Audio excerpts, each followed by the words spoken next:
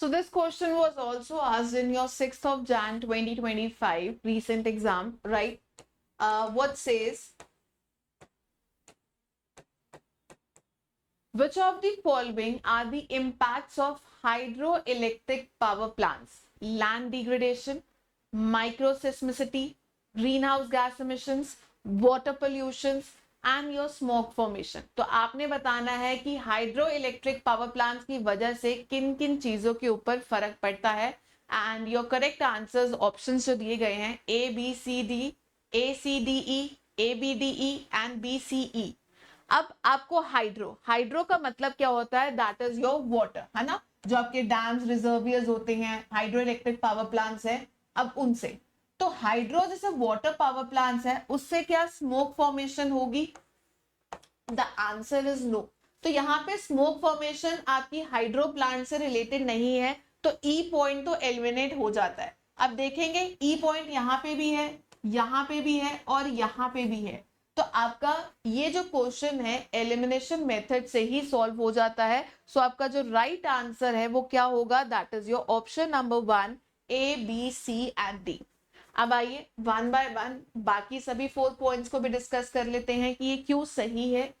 क्या hydro power plant की वजह से लैंड डिग्रेडेशन होती है? बिल्कुल हाँ होती है. कैसे होगी? क्यों? क्योंकि आप लार्ज डैम्स बना रहे हैं, रिजर्वियर्स बना रहे हैं, तो उससे लैंड तो डिग्रेड होगा ही होगा. ठीक है. नेक्स्ट आता है माइक्रोसेस्मिसिटी. अब यहाँ पे माइक्रोसेस्मिसिटी का मतलब क्या है? क्या आपको रिजर्वियर्स के कारण कुछ वहां पे स्मॉल अर्थक्वेक्स देखने को मिल सकते हैं? The answer is again yes, small earthquakes हो सकते हैं जो रिजर्वियर इंड्यूस सेस्मिसिटी से कॉज होंगे.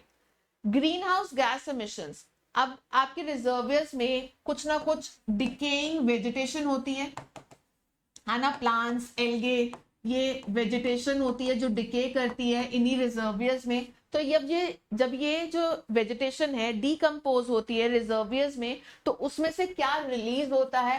That is your methane, CH4 and your carbon dioxide. तो ये दोनों ही आपकी क्या है? ग्रीन हाउस गैस इमिशंस है. ग्रीन हाउस गैस पॉल्यूटेंट्स हैं, गैसेस हैं जो आपकी धरती को और ज्यादा गर्म करने में कंट्रीब्यूट करता है. It contributes to your global warming. So decaying vegetation से आपके मिथेन और कार्बन डाइऑक्साइड रिलीज हो रहे हैं, so green house gas emit हो रही हैं, ये बात भी सही है. और वाटर पोल्यूशन. अब रिजर्वियर्स में नॉर्मली आपका जो पानी है एक जगह स्थिर रहता है, स्टेगनेंट रहता है. उसकी वजह से आपके जो न्यूट्रिएंट्स हैं, नाइट्रोजन और फॉस्फोरस जैसे, वो एक्यूमुलेट होते हैं जो आपके पानी को और ज्यादा गंदा करते हैं. उससे जो आपके पानी के अंदर का ऑक्सीजन लेवल है वो कम होता है. तो अल्टीमेटली जो हमारे एक्वेटिक इकोसिस्टम के लिए, प्लांट्स के लिए, एनिमल्स के लिए या साफ पानी के लिए क्या है? वो हानिकारक होता है.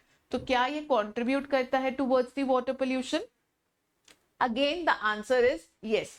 तो इसलिए हमारे सभी पॉइंट्स क्या हैं यहाँ पे करेक्ट होते हैं, A, B, C and D. और smoke formation hydro power plant से रिलेटेड नहीं है, तो आपने E को एलिमिनेट करना था. So the right answer is option number 1. I hope so आपको ये क्लियर होता है.